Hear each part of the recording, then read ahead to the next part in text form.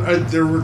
Okay, I want to talk about the jokes. All right, go ahead. Talk about the jokes. Some of my favorite jokes... Okay, a couple of them involve the porgies. Those little freaking things that were hopping around. Oh yeah, when Chewbacca's eating the chicken and the things looking at him. That was awesome. Things like crying at him. It was probably... That was so hilarious. I mean, besides the fact it was a toy commercial, it was funny. I agree with that. But he killed it and cooked it, and he was about to eat him. And the thing's sitting there crying, oh my God, you're going to eat my friend. And Chewie didn't care. He roared at him. Oh, man, that was hilarious. And just to see the thing cooked with its feet hanging out the end, and you look at it. It looked like a little mini chicken, kind of. Yeah, it was just I would have ate it. It looked good. And then, okay, more reports involving Chewbacca. When Luke was in his little, sulking room, and Rey was trying to talk to him. His sulking room. And then freaking the door flies off the hinges. And Luke's like, oh my God. And then it's Chewie. And he's like, Chewie! And I was surprised to see Chewbacca.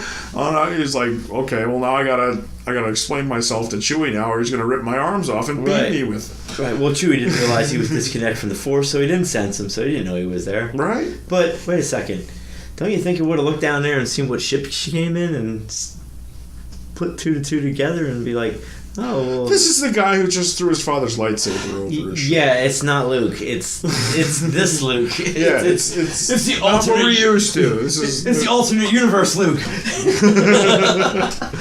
Well, the lightsaber joke was pretty funny. Yeah, the lightsaber joke was funny. And the other part that was really funny is when all the lasers blasted Luke. Oh, yeah, it was funny. And he just like... Yeah, he just like swept the little bit of dirt off his shoulder. That was pretty funny, actually. Well, that was a laugh out loud point in theater for me. Oh, everybody burst on that one. Mm-hmm. Yeah. Because you saw Luke step forward and he just withstood all that blaster fire. And I was like, okay, I'm the man. What I wanted to see was Luke actually show up and stand in front of the Gorilla AT-8, whatever, the walkers, and all the other stuff they had. Luke would like force picked it up and crunched it all together. And, that's what I wanted to see. I wanted to see Luke annihilate them all with one swift stroke. I wanted to see Luke actually use his lightsaber skills, and I wanted to see Luke in a battle. I mean, a duel. Going into the movie, I definitely said, even my son said the same thing. He said, if somebody doesn't lose a limb in this movie, I'm going to be really disappointed.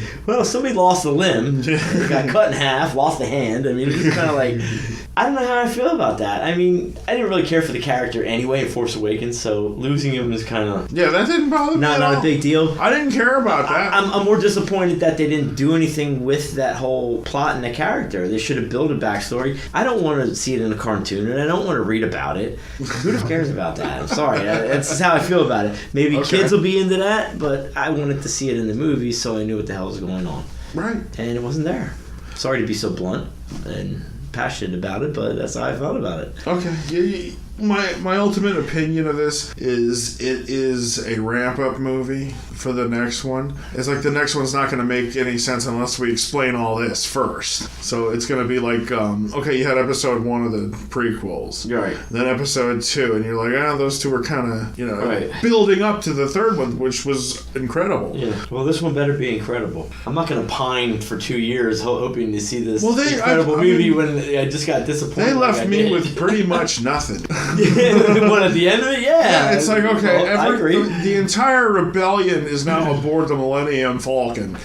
Okay, we've hit a new low here for... Yes, we have. But, what are we going to do about this? It's like there's nothing really to talk about. I mean, Rey's parents, I like the way that was solved. They say, your parents were nobody. They were nothing.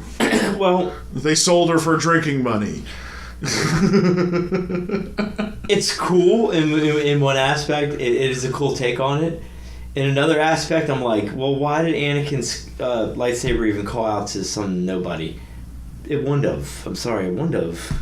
So that was kind of lame for me. I didn't feel that part of it, but Lucas, who are you?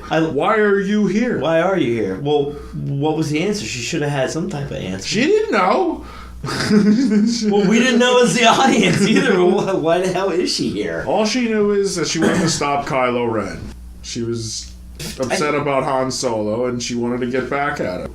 Oh, we actually got to see Princess Leia hug Chewbacca for the first time after Han died. Like, did you notice that? Well, they had to put that in. They had to put that because they didn't put it in the last movie. I didn't care that wasn't in there. I mean... That bothered me in the last movie. But, you know, Chewie lost his best friend. He could have been like...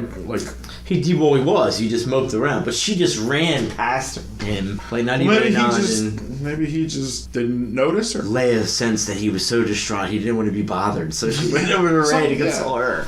Yeah, all right. I'm not buying that. But, you know, his best friend that never left his side for God knows how many years. Right. Just died. He was a little dazed and confused. You know, he wasn't looking to hug anybody. He was looking to, like, destroy somebody. Totally believable.